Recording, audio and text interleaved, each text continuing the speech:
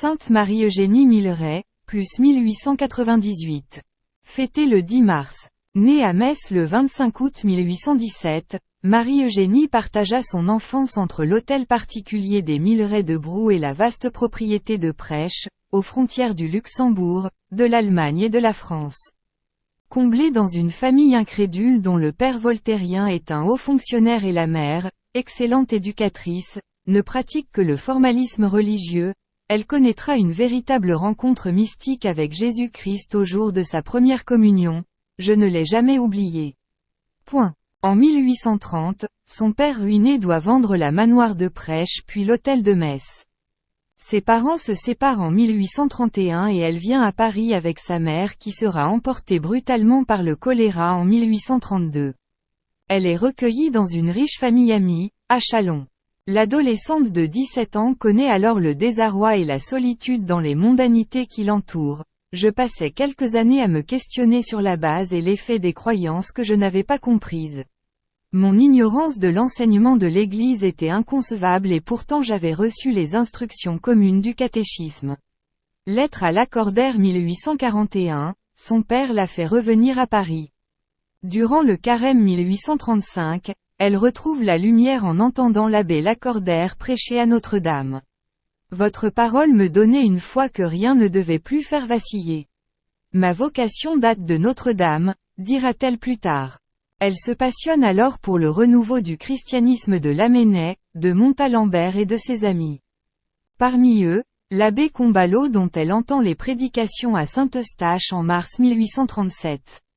Il rêvait de fonder une congrégation dédiée à Notre-Dame de l'Assomption, pour former les jeunes filles des milieux dirigeants, irréligieux pour la plupart. Elle rêvait de réaliser une vocation religieuse.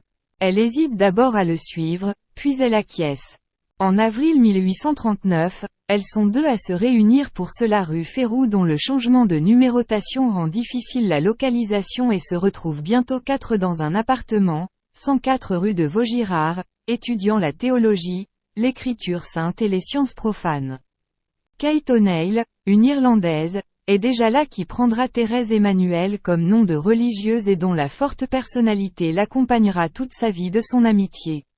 Et c'est la rencontre avec l'abbé d'Alzon qui fondera les Pères de l'Assomption en 1845. Cette grande amitié durera 40 ans. Pétrie des idées de Lamennais, attaché à l'Église, il l'entraîne, elle le modère. Il est combatif, elle le nuance. Les fondations ne se comptent plus à travers le monde. Rome reconnaît cette nouvelle congrégation en 1867. Les constitutions de la congrégation de l'Assomption seront définitivement approuvées le 11 avril 1888. Sa santé s'altère. Vaincue par la paralysie en 1897, elle n'aura plus que son regard pour exprimer son unique passion, le Christ ressuscité qu'elle rejoint le 10 mars 1898.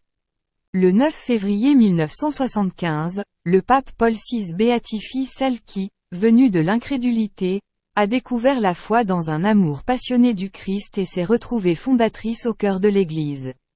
À Rome, le samedi 16 décembre 2006, le pape Benoît XVI a autorisé la Congrégation des causes des saints à promulguer le décret relatif aux miracles attribués par l'intercession de la bienheureuse Marie-Eugénie de Jésus, Anne-Eugénie Milleret de Brou, fondatrice des religieuses de l'Assomption.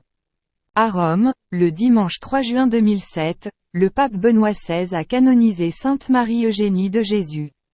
Citation. La vieillesse, un état où il ne reste plus que l'amour. Je n'ai plus qu'à être bonne. Sainte Marie-Eugénie Milleret.